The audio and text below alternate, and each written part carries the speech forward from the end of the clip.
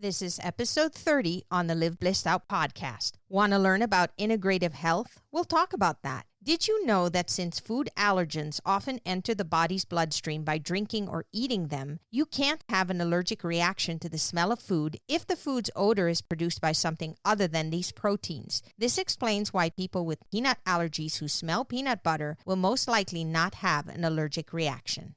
Hello, action takers.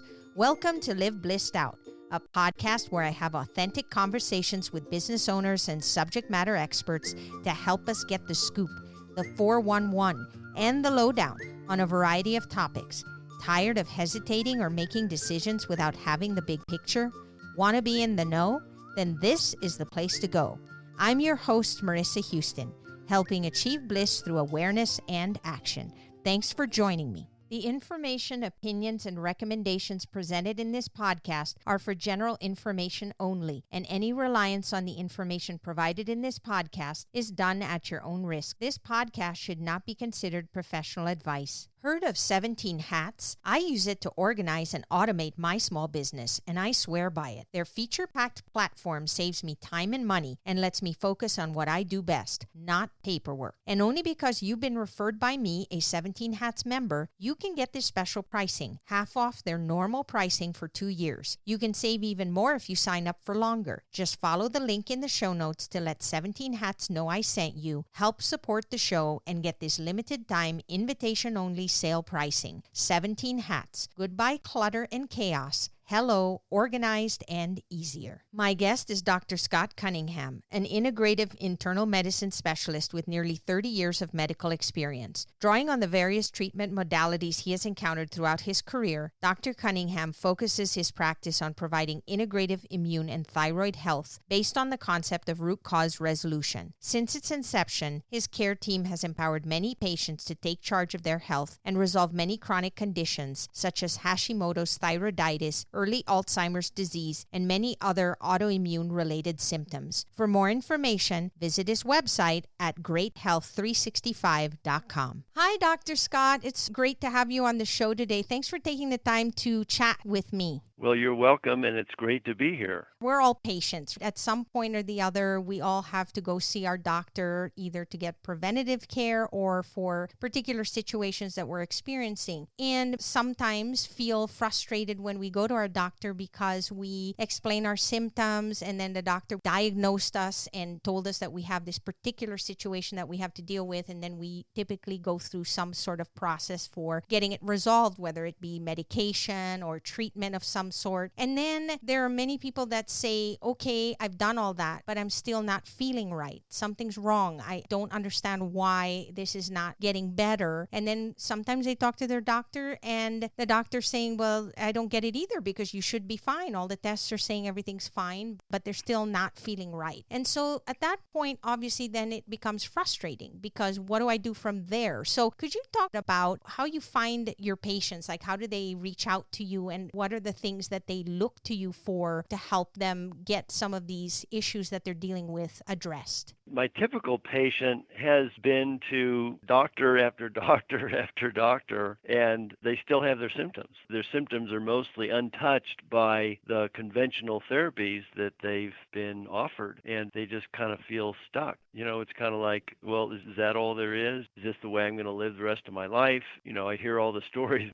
My doctor said it's all in my head, or my doctor said, well, the labs were normal. You should be fine. And particularly, what do you specialize in? What are the symptoms that people are telling you they have that don't seem to be resolved through normal channels? Probably the best way to say what my specialty is things that cause pain and discomfort. So the target of what I treat is what we call autoimmunity, which is a situation where the body's immune system gets a little confused for specific reasons, actually, it turns out. And so the immune system is now attacking the person's tissues, and that sounds unnatural, and it is unnatural. And that's where a lot of the aches and pains that people get, certain types of arthritis, certainly conditions like rheumatoid arthritis and Crohn's disease, ulcerative colitis, a lot of migraines have an autoimmune basis in my experience, back pain to some extent,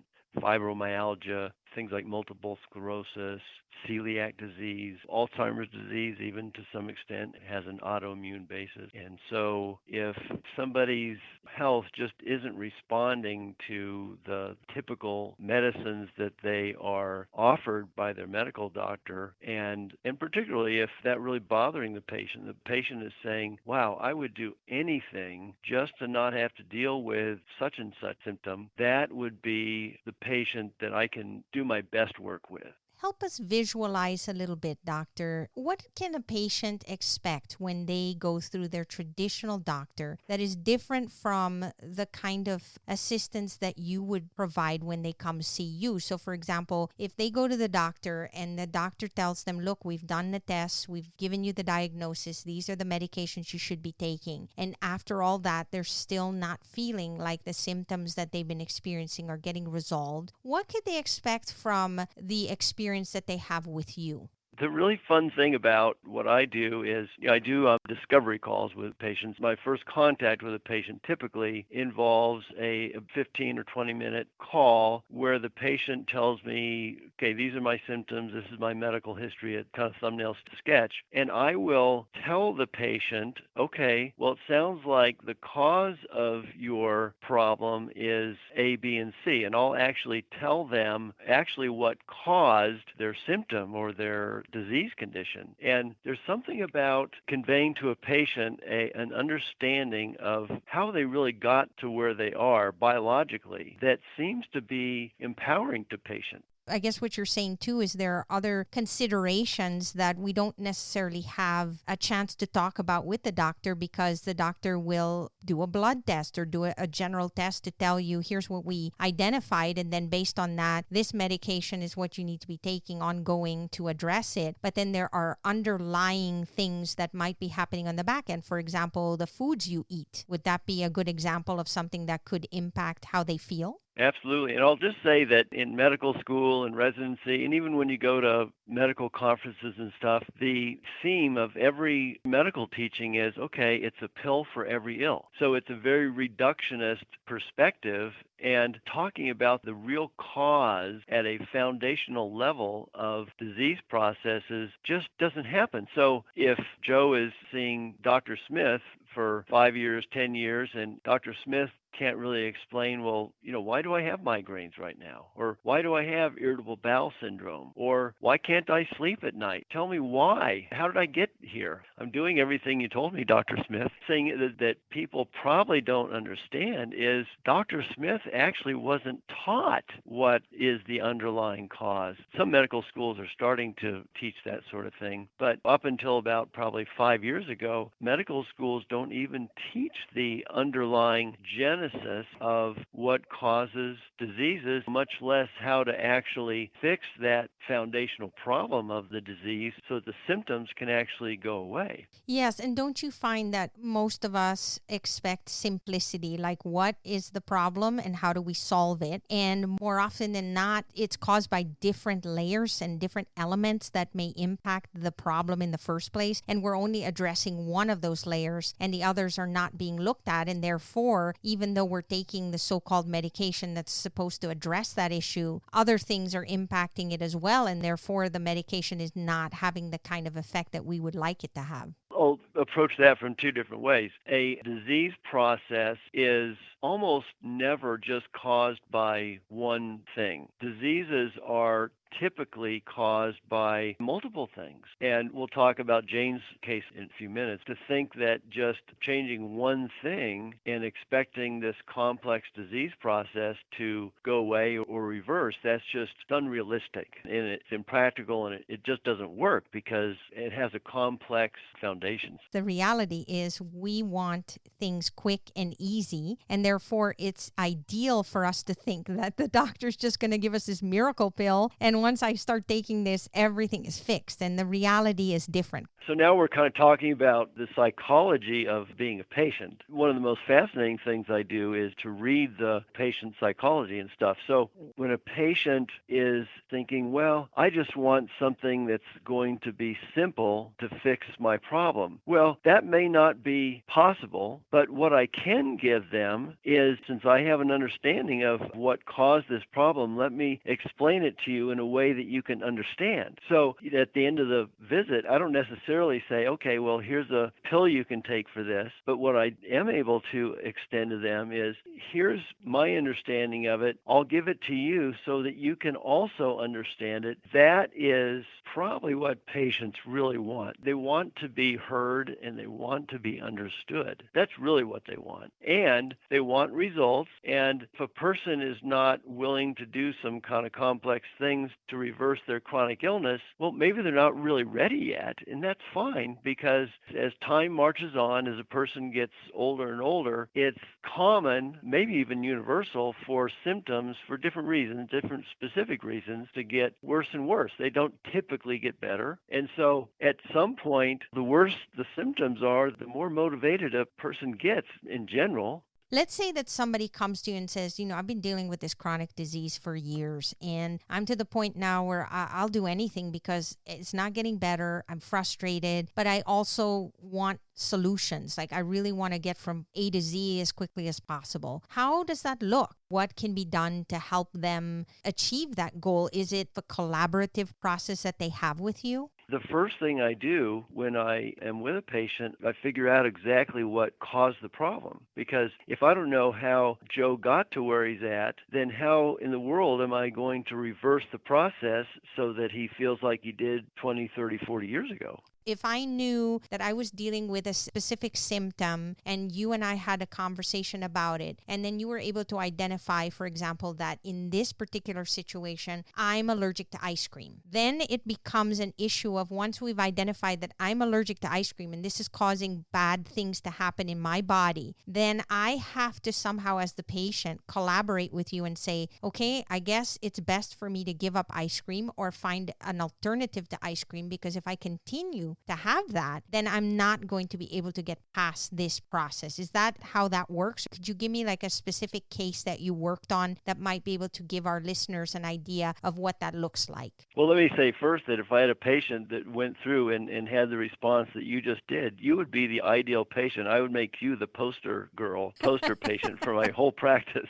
It's usually not quite that simple. But let me give you an example of, I'll just call her, she's a real patient of mine. Her name isn't Jane, but I'll call her Jane. When Jane first came to us, she was 52, and she had been very healthy as a child and a teenager and through her 20s and stuff. She says she's a tomboy, used to beat the boys in arm wrestling, but, before the hormones changed, of course. But when she was 32, she injured her back, and at the same time that she was struggling with this injury, all the muscles in her arms and her legs and her upper back and different places in her body, it's like they all developed this severe pain. And she had never experienced that, really any symptom, let alone widespread muscle pain. It didn't make any sense. So she went to doctor after doctor after doctor, and they all scratched their head and they said, well, your labs are normal, your x-rays are normal. I don't know why your muscles are hurting so bad. Let's just give you pain pills. And so when she came to me, I continued a lot of the same medication that she had been on earlier. But as I was learning the integrative approaches to treating chronic illness, she came in one day and I said to Jane, I'm learning some things about how to reverse chronic illness that I think might be helpful to you. And she said, really? Well, what is it? And so I said, well, it would be mostly making some fairly serious changes to your dietary intake. We talked about dumping certainly the ice cream, but dumping, dairy, gluten, most grains for different specific reasons, and sugars. The sugar was a kind of a big thing for her, and a few processed foods, that sort of thing. And so she said, oh, that's very interesting. I would like to do that. But she said, now's not really a good time. I'm getting ready to move up to the mountains, etc. And I said, fine. fine. Because I always like to give patients lots of space. It's kind of like what you were saying before. I think that patients need to feel when they come to see the doctor that the doctor isn't going to look down their nose at them, and the doctor's not going to have certain expectations. I think patients need a lot of space. You actually get a better result when you give patients space. About 6 months later, she came in and she said, okay, I'm ready. So I reviewed the things that we had originally talked about, which were in her case is some basic food choice changes, fairly radical, but fairly basic. And we talked in some detail about that. And so she went home and made those changes. She's a very serious-minded person, which you have to be a serious-minded person to get the kind of results that I'm going to say that Jane got. So within 2 weeks of making those changes, all the pain went away. Now, she still had her back injury that she had, 20 years ago, but all the pain in her muscles that didn't have anything to do with the back injury was gone. So it was definitely food related in some way. Absolutely. And the reason why I guess it's important to give your patients some space is because we're talking about life changes. I mean, when you're telling somebody that something they've eaten their whole life and maybe enjoyed so much is now hurting them and they have to try and eliminate it altogether, that's a huge change in their lives, and it's not something that's easy to do. You're exactly right. And food comes with a lot of emotional attachment. People talk about comfort food, for example. So comfort food is a food that maybe, after something very difficult or even tragic happened when you were 5 years old, your favorite auntie took you over to her house and fed you mashed potatoes and gravy and comforted you. And so now mashed potatoes and gravy, every time you eat it, you get this emotional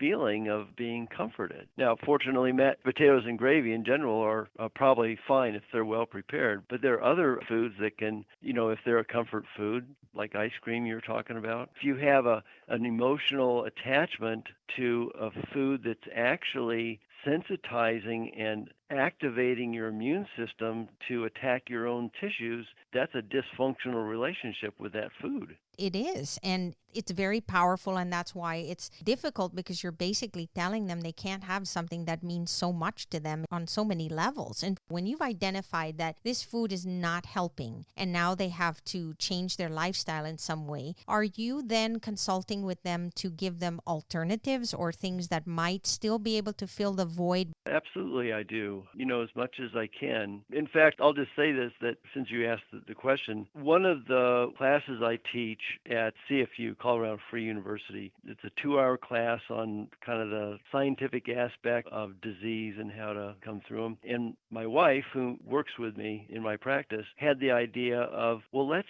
add a 30-minute segment to the class where we talk about, well, if you really like ice cream, what is it that you can substitute for ice cream? And we'll actually bring samples so that people can taste it. Or, a really big thing is if my doctor is saying, well, you can't really have Sun Chips and corn chips or Fritos anymore, what can I eat that's crunchy? And so then we'll bring something that's crunchy and that's salty. And so if I can't eat chocolate cake for dessert, well, what can I do to substitute for that? And so she's going to bring something that maybe it doesn't taste exactly like chocolate cake, but it's sweet and it's kind of chewy and it can substitute. And people feel satisfied and don't feel like, well, gee, I'm stuck on a desert island. I'll never have any fun anymore. Yes, and of course it's scary when you're told that you can't have something ever because it's bad for you, because you're taking away something that people have enjoyed all their lives, and now they're being told, well, it's almost like hearing, my life is over. Like, life the way I've known it is done. I'm never going to be able to live it that way again because doctor says I can't have this. And I would think that your patients are also probably fearful about the social aspect of things. So for example, they go to a party where everybody brings a potluck, or they go out with friends to have a meal, and they don't want to come across as, oh my gosh, this person is so high maintenance because they can't have this and they can't have that, or they're worried that there's going to be peanuts in their food or gluten somewhere. And that is a real fear. It's something that we experience because, again, we're coming from a place where we've never dealt with that before. It's never been anything we've had to deal with, and now things are different, and it's difficult. And difficult things are things that, as human beings, we try to avoid or ignore just because we don't want to face them. I wanted to approach what you're saying as far as, how does a patient get to the point where they are making quality food choices because they feel like they are wanting to make the quality food choices. I'll use Jane as an example a little farther along in her journey. She would come in sometimes and I'd say, how's it going, Jane? And she said, well, those sweet things were calling my name a couple of weeks ago. And I said, well, what happened? And she said, well, I just had to have it, whatever it was. And I said, well, how did it go for you? Oh, I felt terrible. So I said, well, what did you do? And she said, well, I just got back on the program. And I said, how do you feel now? I feel fine. Yes, and sometimes we need to be reminded of that because every choice we make has a consequence. And so then the question becomes, are you willing to eat that ice cream? And again, we're just using that as a universal example because all of us know what ice cream is and we enjoy ice cream. But there are people that get really impacted by it in a bad way. And so the question is, do I enjoy the ice cream now and pay for it later? Then once I feel that pain, I realize, oh my gosh, this is horrible and I really don't want to be here. And then that stops you then from doing it again because you know what the consequences are going to be. In Jane's case, I see this over and over again, that when people can connect making an inadequate choice with the symptoms that they get from that choice, after a while, the behavior gets extinguished, is what a psychologist would say. They lose the desire. It's like the thrill is gone after a while. And I just wanted to bring out, another nuance of that. When the patients that I have that are successful, and I have patients at all different levels of this. Some patients are not interested in this, and that's fine. I don't put pressure on them, like I said. But the patients that are making progress in actually reversing their chronic illness, the doctor isn't the bad guy. I'm not the authoritarian figure saying, oh, you can't eat dairy, you can't eat grains, you can't eat gluten, can't eat processed foods, because it becomes the experiences their authority, not me. Does that make sense? So you don't want your doctor to be the bad guy. You want the negative experience to really be the teacher. You're not the bad guy because you're not the one that made the body react that way to whatever that food choice is. All you're doing is you've identified that that is what's causing it and you're letting them know. But after the awareness piece comes out, they have a part to play in terms of whether or not they want to make a change. When a person finally becomes engaged in the process, it's actually empowering to know that, wow, I get to have the choice. I'm not stuck with this disease process. I have the power to decide which direction I want to go. And that awareness is in itself is empowering because they didn't know that before. In the past, they thought the pill was going to solve it. When the pill wasn't working, they were getting frustrated because they didn't understand what the root cause of the problem is. When somebody comes to you, Dr. Scott, and talks to you and you consult with them, I assume you do integrative health solutions. So basically, you're looking at the big picture. You're asking questions about their history. You want to understand their habits, and you're looking at the medications that they're currently taking and the diagnoses that they've received so that then you can look at a holistic way to address the issue that is still happening. What are some useful tips that you could share with our listeners for things that they should be looking out for, or maybe some good habits that they can start implementing now to help them stay as healthy as possible? Like, for example, in terms of food, there's so much confusion going on there in terms of what we put into our bodies. Are there any other kind of habits that you see going on out there that you feel like, if people just knew about and started to kind of implement in their lives, that they would probably experience more health and happiness overall? As you said, there is really a lot of confusion and misunderstanding about even what foods a person should eat and maybe should not eat. So one of the things that I've done is I've created a food guide for my patients. It's about a 4-page document that talks about the things that a person needs to avoid, and I'll kind of tell you what it is. It kind of seems really radical, but patients that have serious illness really need to avoid dairy completely. People with chronic illness need to avoid gluten, which is wheat and barley, basically, and even grains, rice, corn, rye, pastas, and baked goods, and lots of stuff. okay? And avoiding processed foods. People need to be careful with getting meat that is sourced. It needs to be grass-fed and pasture-raised. And so it's actually a very complex subject. That's why I put the food guide together that lives on my website, and people can go there if they want to. Oh, that's wonderful. It's actually not as simple as a person might think. It's not just a matter of eating what you think is healthy, because what people think it may be healthy may not actually be as healthy as you think for a person with chronic illness.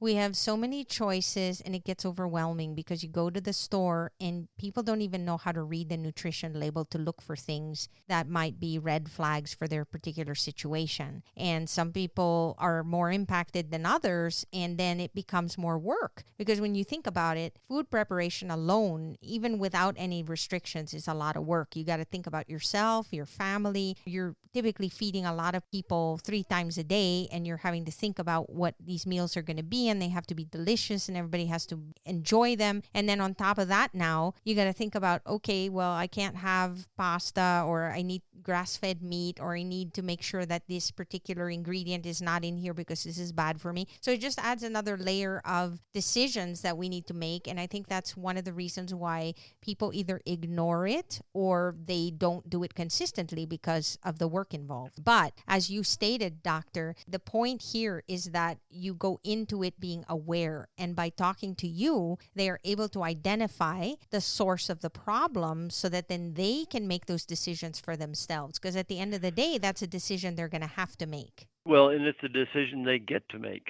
They really don't have to, but if they make a different decision, they may continue to feel the way that they have been feeling. If all they've ever been told is take this pill, and this is supposedly the pill that's going to help you with this diagnosis, and you're not getting the results that you expected, then there's a deeper source that needs to be considered. And if they don't know what that source is or what's causing it in the first place, then they're not empowered to make those decisions. And that is exactly what you do. And I think that is why you're passionate about what you do, is because you help bring that to the forefront so that your patients are walking into the situation very clear-minded, understanding exactly what they're dealing with so that they can make the best choices for themselves.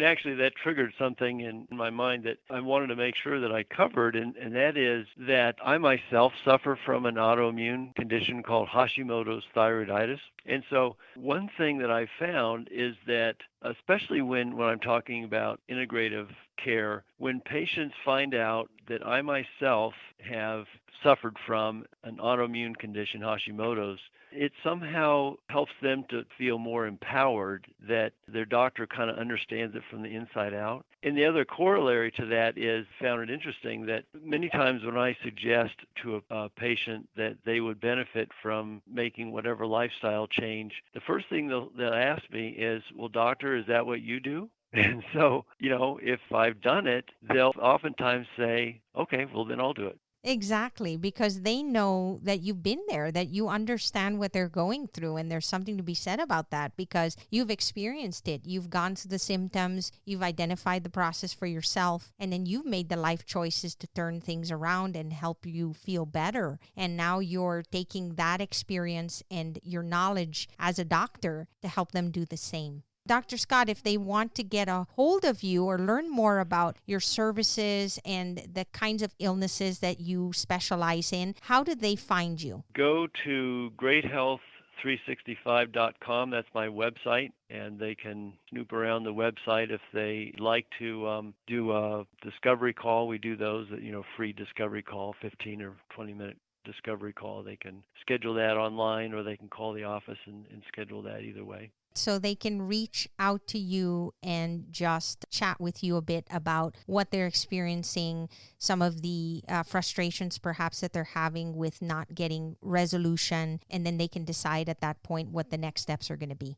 Yes, absolutely. Thank you so much, Dr. Scott, for being here today. You taught me so much, and I'm sure my listeners have learned the same and are much more enlightened about what options they have, what's available for them if they come across this situation in their lives. So thank you so much for sharing your knowledge with us today. Well, you're very welcome. That's all for this episode of Live Blissed Out. Thanks for listening, and thanks to Dr. Scott Cunningham for being my guest. If you find value in our show, please visit liveblissed.com to reach out, subscribe, and share on social media. This show is made possible through listeners like you. Thank you. So long for now, and remember to keep moving forward.